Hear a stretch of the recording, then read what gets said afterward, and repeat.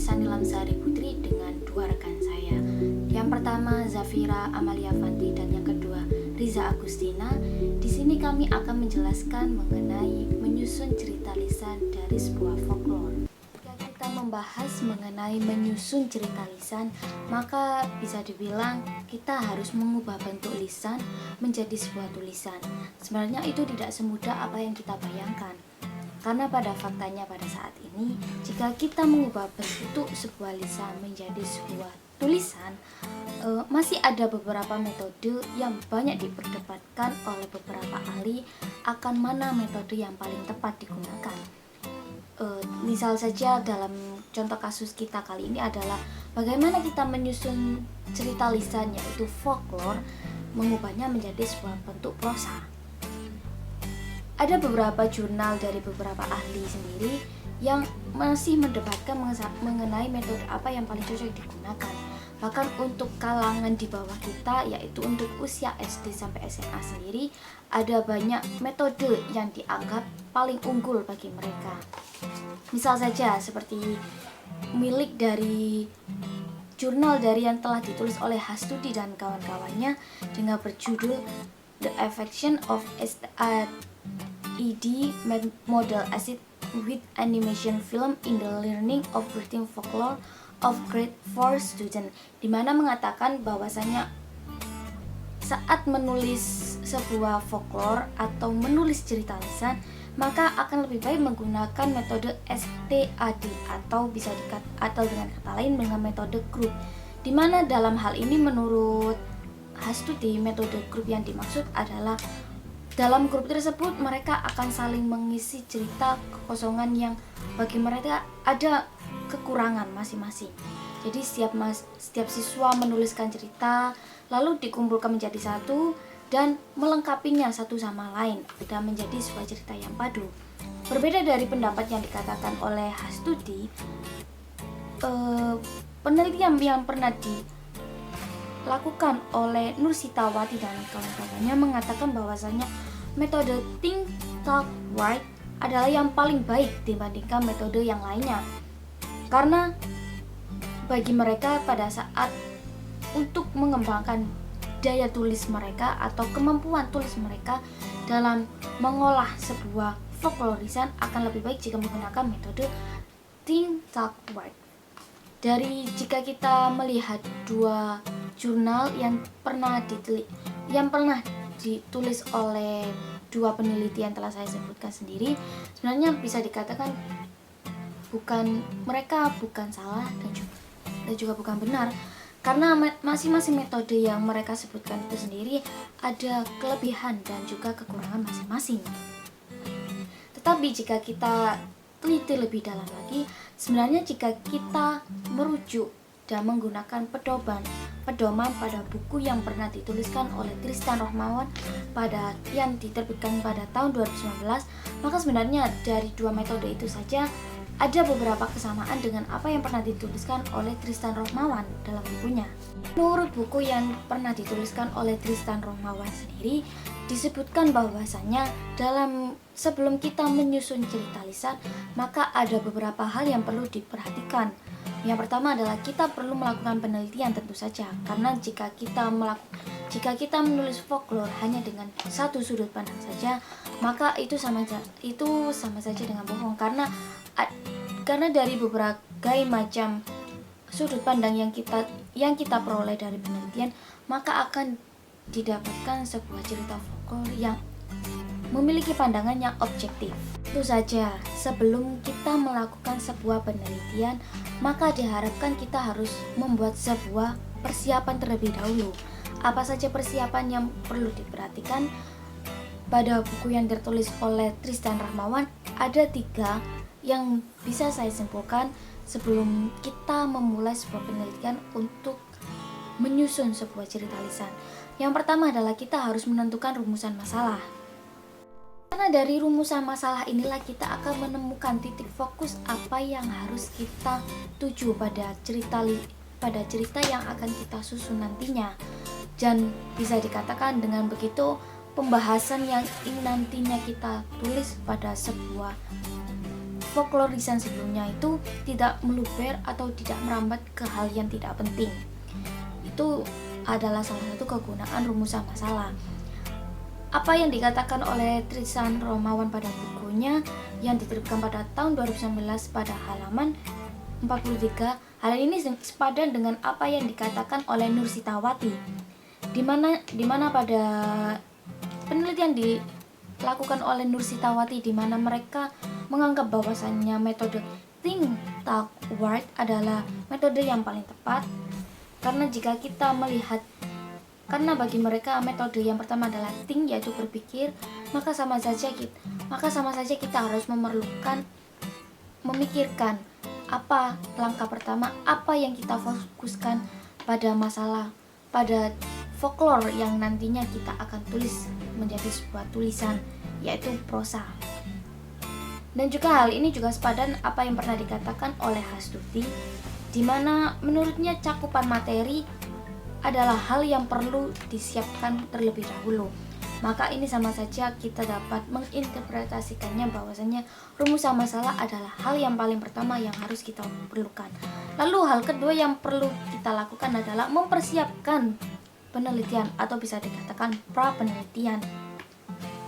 Begitu, apa saja sih pra penelitian yang harus kita persiapkan atau apa saja yang perlu kita persiapkan sebelum melakukan penelitian? Apa yang perlu kita siapkan sendiri? Bisa saja dimulai dari bahan apa yang kita perlukan, bagaimana kita mendapatkannya, lalu bagaimana kita akan mengolahnya. Itu adalah 3 hal yang harus kita pikirkan pada saat kita telah melewati atau tengah berada di bagian persiapan sebelum melakukan penelitian. Jika ketiga hal tersebut sudah disiapkan, maka kita akan sampai di pada tahap terakhir, yaitu melakukan penelitian akan folklore yang nantinya kita akan susun. Buku yang ditulis oleh Tristan Romawan pada tahun 2019 di halaman 50 disebutkan bahwasanya penelitian untuk folklore sendiri ada 2, yaitu melakukan dengan wawancara dan juga pengamatan. Ini untuk melakukan wawancara sendiri sudah jelas pasti, maka keluaran yang akan kita dapatkan adalah sebuah rekaman akan lisan yang telah kita dapatkan dari seorang narasumber. Sedangkan untuk pengamatannya sendiri, jika kita mengaitkannya dengan jika kita yang ingin kita dapatkan adalah sebuah folklore lisan, maka pengamatan yang akan kita dapatkan adalah sebuah dokumentasi, misal saja rekaman suara ataupun video pada saat folklore tersebut tengah dilakukan atau mungkin folklore tersebut tengah terjadi. Tentu saja untuk melakukan penelitian ada hal yang perlu kita ingatkan atau saya ingatkan terlebih dahulu, di mana sebelum melakukan penelitian alangkah lebih baik jika kita memiliki hubungan baik dengan masyarakat sekitar yang akan kita ambil folklore mereka dan nanti kita akan teliti. Karena jika kita memiliki hubungan timbal balik yang baik dengan masyarakat tersebut, folklore yang akan kita capai atau yang akan kita inginkan akan dapat terlaksana dan akan kita dapat sesuai yang kita inginkan. Penelitian yang telah kita dapatkan, maka kita akan telah mendapatkan bahan apa yang kita perlukan sebelum kita menyusun sebuah cerita lisan atau dari folklore lisan tersebut. Tentunya apa yang diharapkan dari menyusun cerita lisan ini bahwa kita dapat mengarsipkan sebuah cerita lisan ataupun legenda-legenda yang ada di masyarakat, dan tentu saja keluaran yang akan kita bahas pada saat ini adalah menyusun cerita lisan dalam berbentuk sebuah prosa. Maka fokus pembahasan kita kali ini adalah bagaimana kita menyusun sebuah cerita lisan, atau dengan mudahnya bagaimana kita menyusun folklore tersebut dan mengubahnya menjadi sebuah prosa. Apa langkah-langkah yang perlu kita lakukan dan bagaimana kita cara menyusunnya, nantinya akan dijelaskan lebih lanjut oleh rekan saya Zafira Amaliavanti dan juga Riza Agustina. Kali ini saya akan menjelaskan tentang bagaimana menyusun cerita lisan atau menyusun cerita folklore, yang mana secara garis besar terdiri dari beberapa tahapan, yaitu pengumpulan data, lalu mengubah data lisan menjadi bentuk tertulis, lalu setelah itu mengubah bentuk tertulis tersebut menjadi sebuah karya sastra yang siap untuk dinikmati. Tahap pertama yaitu dengan mengumpulkan data-data dengan cara melakukan wawancara dan observasi atau pengamatan. Hal ini sebagai pendukung dalam menyusun cerita lisan. Maka dari itu hal ini sangat penting dilakukan untuk mencari sumber-sumber data. Lalu tahapan selanjutnya yaitu transkripsi data. Data-data yang diperoleh dari hasil penelitian yang berbentuk lisan diubah ke bentuk tulisan.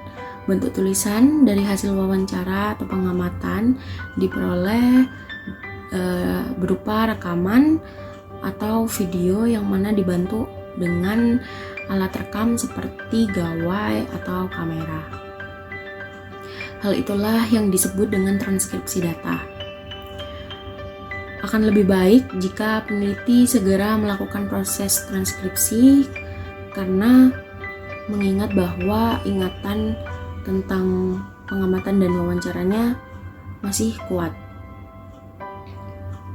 Jogianto Hartono pada 2015 menyatakan bahwa bahasa lisan yang digunakan oleh peneliti harus sama dengan bahasa transkripsi yang akan dilakukan. Misalnya ketika wawancara atau observasi pengamatan melakukan wawancara dengan menggunakan bahasa Jawa atau bahasa daerah lainnya misalnya, dan narasumber juga menggunakan bahasa tersebut dalam menyampaikan informasi. Maka dari itu transkripsi lebih baik ditulis dengan menggunakan bahasa yang sama. Misalnya menggunakan bahasa Jawa, maka transkripsi juga harus menggunakan bahasa Jawa. Proses transkripsi data pasti akan melalui proses yang panjang karena bentuk lisan yang diterima oleh peneliti terdapat kata-kata yang kurang jelas. Oleh karena itu, peneliti harus berulang kali melakukan proses transkripsi hingga mendapatkan hasil transkripsi yang akan melalui tahapan selanjutnya, yaitu tahapan penerjemahan transkripsi. Selanjutnya yaitu dari transkripsi data, maka transkripsi tersebut harus diterjemahkan. Artinya, tahapan ini yaitu proses mengubah makna sebuah tulisan atau teks ke bahasa lain sehingga mendapatkan pemahaman makna. Hal itu diungkapkan oleh Nepworth pada 1988. Penelitian folklore erat kaitannya dengan budaya atau suatu kumpulan masyarakat, menjadikan bahasa lisan yang diterima masih banyak menggunakan bahasa-bahasa daerah. Oleh karena itu, menurut Rohmawan pada 2019, peneliti harus menerjemahkan teks atau transkripsi ke bahasa lain seperti bahasa Indonesia agar lebih mudah dipahami. Jika ada keterbatasan peneliti dalam menerjemahkan suatu bahasa, maka peneliti harus menanyakan kepada narasumber langsung atau anggota komunitas penutur tertentu atau orang yang lebih mengerti bahasa tersebut. Peneliti diharapkan mampu menerjemahkan bahasa lisan agar ketika teks tersebut sudah tertata dengan baik dan terjemahannya sudah sesuai dengan makna, penyusunan cerita tidak terjadi salah penafsiran. Itulah tahapan-tahapan dalam menyusun cerita lisan atau menyusun cerita folklore. Tahapan tersebut merupakan jembatan yang dapat dilakukan peneliti untuk bisa menyusun cerita lisan ke dalam bentuk karya sastra, seperti prosa. Jadi setelah saudara Afis tadi, kita akan lanjut ke penulisan prosanya. Mengapa harus prosa? Karena prosa itu berisi tentang sebuah karangan yang berusaha untuk mencapai kebenaran. Nah, hal ini sejalan dengan pendapat Ethieu pada tahun 1984 yang berbunyi prosa adalah suatu bentuk kisah fiksi yang mencoba membeberkan suatu kenyataan. Nah, proses penciptaan prosa sastra lisan ini tidak bisa dipisahkan dengan tema, latar, kemudian ada fakta cerita, dan sarana sastra sebagaimana telah disinggung oleh Zafira dan juga Afis pada pembahasan sebelumnya. Nah, tema ini berisi tentang keseluruhan atau gagasan yang mencakup karya tersebut. Latar ini, terus kemudian ada latar kan. Nah, latar ini menceritakan tempat, waktu, dan suasana pada saat cerita tersebut terjadi. Nah, kemudian ada fakta cerita yang berkaitan dengan tahapan dan rangkaian yang berhubungan dengan proses pengambilan data dari narasumber melalui wawancara, serta segala sesuatu yang menyangkut tokoh dan penokohan. Kemudian kan ada lagi ini, yang terakhir yaitu sarana sastra. Nah, sarana sastra ini berisi tentang pengembangannya hingga menjadi karya sastra yang sudah siap baca. Jadi dari naskah yang lisan tadi, dari penutur aslinya, kemudian kita rombak menjadi karya yang lebih bagus dan menarik perhatian pembaca. Nah, unsur-unsur sarana sastra sendiri mencakup 1. Ada judul, 2. Gaya bahasa, 3. Ironi, 4. Pusat pemisahan, 5. Nada dan gaya, 6. Suasana, 7. Simbol, 8. Klimaks, 9. Asosiasi dan imajinasi, 10. Ada humor, 11. Konflik, dan yang terakhir adalah tanda-tanda bahasa lainnya. Maksudnya kayak tanda baca gitu. Kemudian prosa sendiri itu memiliki banyak jenis dan salah satunya berbentuk naratif deskriptif, yang mana menurut kami itu cocok digunakan dalam pengembangan karya sastra lisan ke karya sastra tulis. Nah, kenapa sih kita memilih memilih prosa narasi deskriptif? Karena metode ini nih menurut kami memudahkan pembaca untuk memahami alur dan makna karya sastra lisan, serta sangat menarik untuk digunakan sebagai bahan pembelajaran kepada anak. Jadi kan kalau pasarnya anak-anak nih, anak-anaknya itu jadi lebih punya imajinasi lebih di situ. Jadi kita kayak memberikan suatu cerita, kan kalau anak kecil biasanya suka didongengin gitu kan. Terus kalau pasarnya kita anak remaja atau lebih dewasa, biasanya bahasanya itu lebih kompleks daripada untuk bahan ajar usia anak-anak. Nah, kemudian langkah-langkah menulis prosa. Yang pertama yaitu menentukan tujuan yang ingin dicapai oleh penulis. Nah, di sini penulis itu menentukan tujuannya menulis sebuah karya serta penentuan pasar untuk menyesuaikan pembawaan bahasanya seperti yang Ija sebutin tadi. Jadi kita harus menentukan pasarnya dulu. Kita mau anak-anak atau remaja atau orang dewasa. Kemudian mengumpulkan fakta dan kesaksian. Nah, seperti yang dijelaskan oleh Zafira dan Afis, jadi penulis ini menentukan fakta dulu secara tersirat atau tersurat dari data yang telah didapatkan dari narasumber, entah itu melalui wawancara, dari orangnya sendiri atau dari masyarakat yang ada di situ gitu kan. Kemudian mengelompokkan ide, fakta, dan kesaksian serta menarik kesimpulan data. Nah, di sini penulis itu harus mampu mengelompokkan ide atau gagasan pokok menjadi 3 bagian utama, yakni bagian awal, tengah, dan akhir cerita, serta nanti pas di akhir mereka harus menghubungkannya dari awal sampai akhir itu dengan hati-hati. Kemudian ada mengembangkan ide di tiap-tiap bagian. Jadi pada bagian ini tuh penulis harus mampu membawa minat pembaca kepada tulisannya. Biasanya itu berhubungan dengan skema yang tadi kan, 3 bagian awal tadi. Yang pertama, bagian awal itu berisi tentang pengenalan tokoh dan akar dari masalah yang akan dibahas nanti di tengah dan di akhir cerita. Yang kedua adalah biasanya itu bagian yang tengah ya, berisi tentang informasi yang berkenaan dengan konflik yang akan terjadi.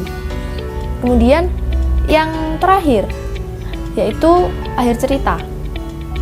Itu biasanya berisi tentang bayangan yang akan terjadi setelahnya atau penyelesaian atau juga bisa akhir dari konflik tersebut. Nah, biasanya di akhir cerita itu penulis biasanya membuat pembaca ini memaknai karya sastranya dengan semaksimal mungkin dan sejalan dengan pemikiran penulisnya, karena maknanya yang ditulis sama si penulis ini harus sampai ke pembacanya gitu. Kepenulisannya juga diharap mampu memberikan tendensi pada cerita agar ceritanya itu lebih hidup dan siap baca gitu. kembali kita membahas dan mengulas sedikit apa yang telah dibahas oleh kedua rekan saya mengenai bagaimana pada saat kita menyusun cerita lisan. Secara garis besar sendiri, pada saat kita menyusun cerita lisan, ada beberapa langkah yang harus kita perhatikan. Pertama, kita harus menentukan objek. Barulah setelah itu kita melakukan penggalian data. Tidak lupa pada saat kita melakukan penggalian data, kita juga melakukan dokumentasi. Setelah itu kita melakukan transkrip data dan juga melakukan penerjemahan. Lalu kita sampai pada saat yaitu kita menyusun sebuah narasi. Pada tahap ini sebenarnya susunan masihlah acak sebab penulis diminta untuk menulis kembali cerita apapun yang telah didapatkannya di lapangan. Maka dari itu keruntutan cerita pada tahap ini tidak dipermasalahkan, bahkan meskipun masih acak juga tidak masalah. Nah, setelah narasi telah disusun, maka selanjutnya kita memasuki tahap kerangka. Namun pada tahap ini bumbu-bumbu cerita yang sebelumnya, yaitu di tahap narasi, tidak diizinkan dimasukkan, maka di tahap kerangka menjadi hal yang sah ditambahkan. Sebab pada sebuah karya sastra, imajinasi adalah suatu bagian yang tidak bisa terlepas dari karya sastra. Salah satu keuntungan dari ditambahkannya imajinasi adalah konteks penyusunan kerangka tersebut menjadi tidaklah membosankan.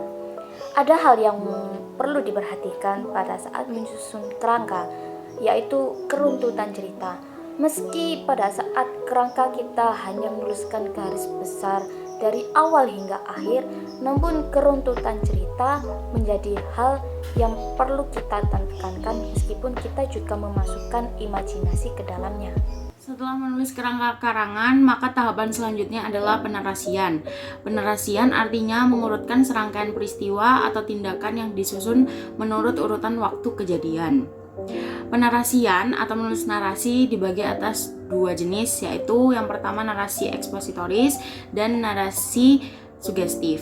Narasi ekspositoris yaitu narasi yang peristiwanya itu benar-benar terjadi atau biasa disebut dengan non-fiksi.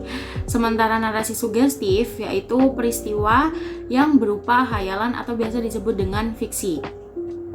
Dalam penulisan folklore cenderung menggunakan narasi sugestif agar lebih menarik minat pembaca. Dalam menulis narasi perlu diperhatikan beberapa fitur-fitur karya sastra. Yang pertama adalah tokoh dan penokohan.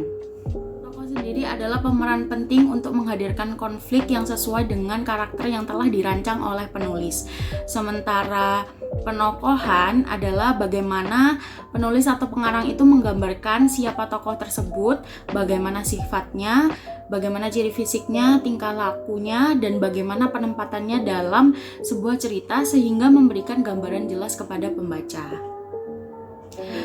Berdasarkan segi peranan, tokoh terbagi atas tokoh utama dan tokoh tambahan.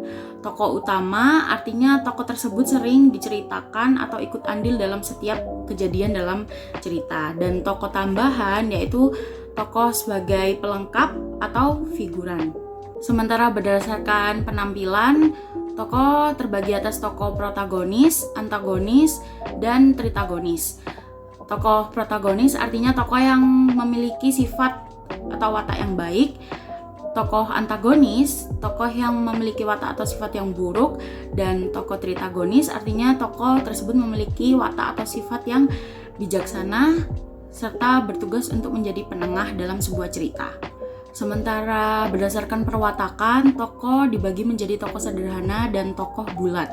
Tokoh sederhana di sini artinya tokoh tersebut memiliki sifat datar, biasanya hanya menampilkan satu watak saja. Sementara tokoh bulat artinya tokoh tersebut memiliki jati diri yang bermacam-macam atau kompleks. Dan dari berdasarkan segi perkembangan perwatakan, tokoh dibagi menjadi tokoh statis dan tokoh berkembang. Tokoh statis artinya tokoh tersebut tidak mengalami perubahan apapun dari awal hingga akhir cerita. Sementara tokoh berkembang atau dinamis, tokoh tersebut mengalami perubahan watak seiring dengan berjalannya cerita.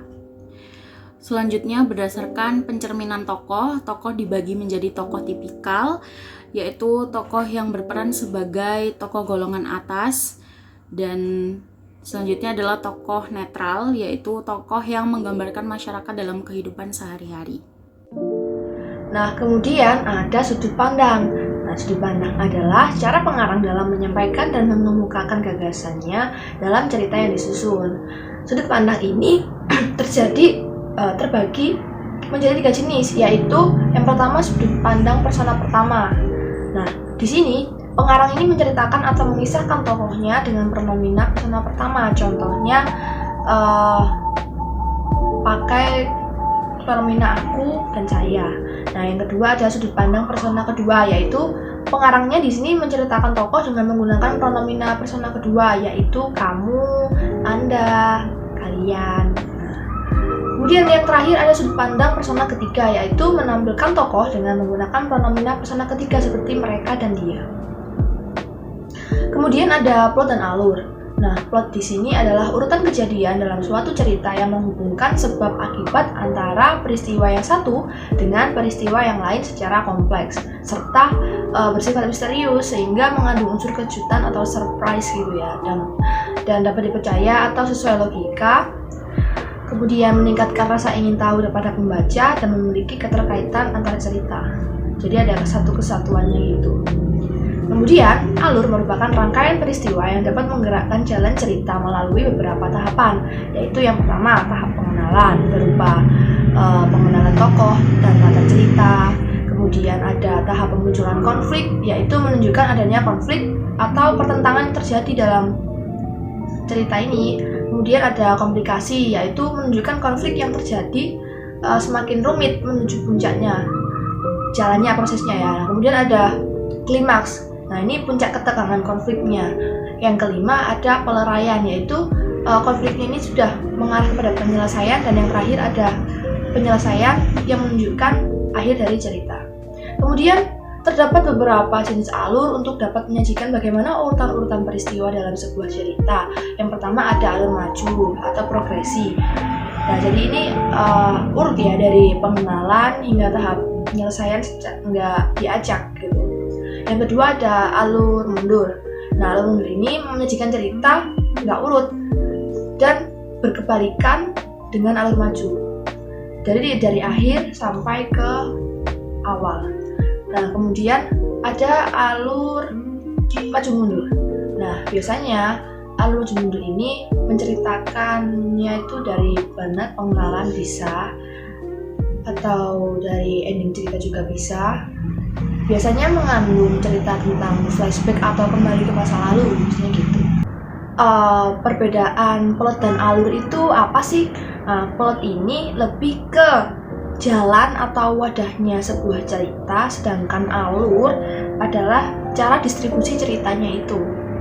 Selanjutnya, fitur karya sastra yang dapat membangun sebuah karya sastra tersebut menjadi lebih menarik adalah latar cerita atau setting, di mana menurut Aminuddin sendiri itu adalah latar belakang peristiwa dalam sebuah karya sastra yang menggambarkan sebuah tempat, waktu, peristiwa, serta memiliki fisikal dan juga psikologi. Latar fisikal ataupun latar fisik adalah gambaran tempat atau wujud seperti bangunan, daerah, ataupun waktu. Dan juga latar fisik sendiri juga terbagi menjadi dua, yaitu pertama menjadi latar tempat, di mana itu menggambarkan di mana lakon tersebut terjadi, dan juga ada latar waktu di mana menunjukkan kapan hal tersebut terjadi. Selain latar fisikal juga ada latar psikologi, di mana latar yang terbentuk dari latar fisik di suatu tempat namun membangkitkan emosi dari pembacanya. Di mana menurut Leo Hamalian dan juga Frederick, latar psikologi ini bukan hanya berupa latar tempat, waktu, dan juga peristiwa, atau bahkan juga suasana dan benda-benda dalam suatu lingkungan yang tergambarkan dalam suatu karya sastra, tapi juga berupa suasana yang berhubungan dengan sikap, jalan pikiran, prasangka, ataupun gaya hidup suatu masyarakat dalam menanggapi suatu masalah di dalam karya sastra tersebut. Latar psikologi juga dapat berupa latar sosial yang memperlihatkan bagaimana gaya hidup sosial masyarakat, seperti adat istiadatnya bagaimana, kebiasaan masyarakat tersebut bagaimana, tradisi, pandangan hidup mereka, dan juga hal-hal yang berhubungan dengan kehidupan sosial di dalam masyarakat. Ini adalah monolog. Monolog artinya tokoh berbicara sendiri. Menurut Asmara, mendefinisikan tentang monolog yaitu percakapan seorang tokoh dengan dirinya sendiri. Yang mana ketika tokoh berbicara sendiri, artinya tokoh tersebut mengungkapkan segala ungkapan hati yang dirasakan oleh tokoh itu sendiri. Dan ketika melakukan monolog, tokoh itu menentukan pokok bahasan dan keadaan jiwa apa yang ia rasakan saat itu. Maka ada dialog. Dialog sendiri secara sederhana dapat kita artikan sebagai bentuk percakapan antara dua tokoh ataupun lebih, di mana dalam dialog tersebut kita bisa mencerminkan atau menggambarkan bagaimana watak tokoh, lalu bagaimana persoalan kehidupan dari tokoh tersebut, lalu juga bagaimana tokoh tersebut menyelesaikan masalah yang tengah dihadapinya. Tetapi pada saat kita menyusun sebuah dialog, ada beberapa hal yang harus kita perhatikan, yaitu mengenai antara tema, tokoh, latar, alur, dan juga amanat. Karena hal tersebut harus saling berkesinambungan. Tema sendiri menjadi gagasan utama dalam menuliskan dialog. Tokoh dalam dialog juga dapat menggambarkan apakah tokoh tersebut memiliki watak protagonis, atau mungkin antagonis, atau bisa jadi tritagonis. Dan juga unsur latar, alur, dan amanat juga berperan penting dalam penulisan dialog. Kita tidak mungkin jika kita saat temanya berada di dalam rumah, tapi dialog yang kita tuliskan berada di luar rumah. Tentu hal tersebut menjadi tidak berkesinambungan. Tidak tertinggal pula salah satu fitur karya sastra yang lain yang dapat ditambahkan dalam sebuah karya sastra adalah amanat. Amanat tentu harus kita masukkan ke dalam fitur karya sastra tersebut, sebab amanat adalah sebuah pesan moral yang terkandung dalam sebuah cerita, di mana di sini penulis bisa mencantumkan langsung dalam karya sastra tersebut di dalam teksnya, ataupun bisa membuat amanat dan dimasukkannya secara tersirat ataupun implisit melalui pengembangan cerita tersebut.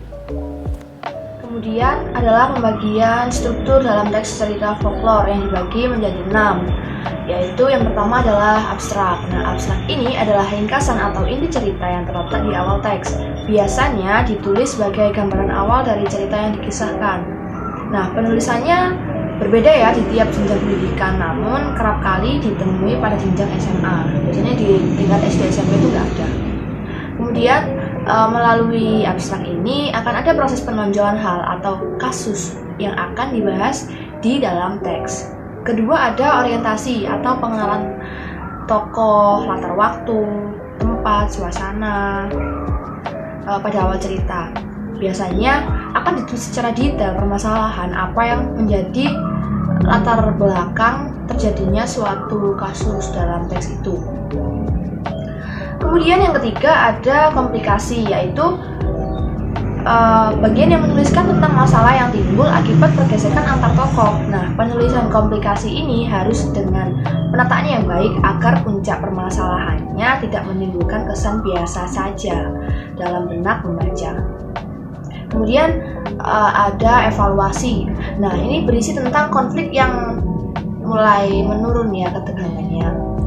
Jadi dalam evaluasi ini konflik yang dialami tokoh sudah mulai menemukan titik terangnya, atau kita sebut saja sebagai awal proses pemecahan masalahnya. Kemudian setelah evaluasi ada resolusi, yaitu yang berisi tentang proses pemecahan masalah yang lebih kompleks, yang berarti mengacu pada penyelesaian atau solusi dari konflik-konflik yang dialami tokoh sepanjang cerita. Dan yang terakhir itu koda. Nah, koda ini adalah bagian penutup dalam teks folklore. Dalam bagian ini biasanya penulis akan menuliskan bagaimana nasib tokoh setelah klimaks dari konfliknya tadi. Namun tidak semua koda dalam teks ini berisi tentang penjelasan nasib si tokoh. Ada juga yang dibuat menggantung karena penulis ingin menyerahkan nasib si tokoh ini kepada imajinasi pembacanya. Jadi dalam bagian ini tuh nggak jarang menjadi tempat bagi penulis untuk memberi kesimpulan dan meletakkan amanat yang tersurat atau tersirat ya. Tapi kebanyakan tersurat sih agar lebih mudah dipahami oleh pembaca, khususnya untuk cerita anak-anak yang ditujukan pasarnya itu cerita anak-anak.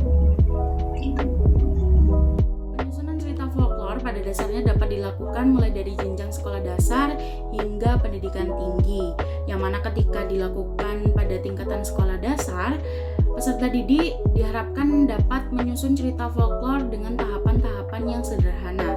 Misalnya saja, pada pertemuan pertama, peserta didik diharapkan mampu menemukan cerita lisan yang ada di lingkungan sekitar tempat tinggalnya.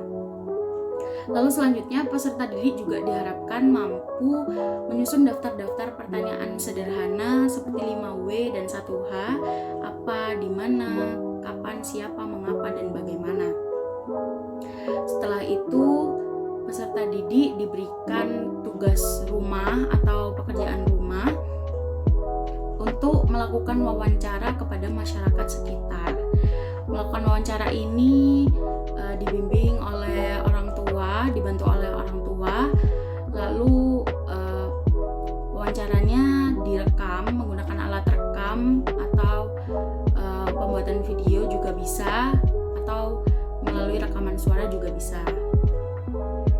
Selanjutnya, ketika peserta didik itu sudah mendapatkan hasil wawancara, dapat ditanyakan misalnya ada istilah-istilah yang sulit dipahami atau kata-kata yang sulit dipahami, ditanyakan kepada orang tua atau wali.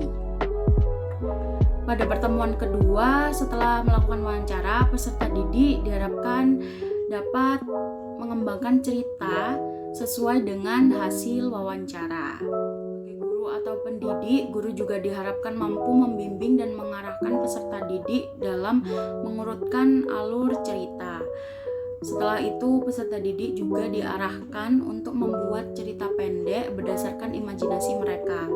Namun, tidak boleh dipaksakan ketika pada jenjang pendidikan sekolah dasar menulis cerpen tidak dengan struktur cerita yang utuh. Pada tingkatan sekolah dasar, pengembangan cerita dibuat hanya dengan struktur, komplikasi, dan resolusi.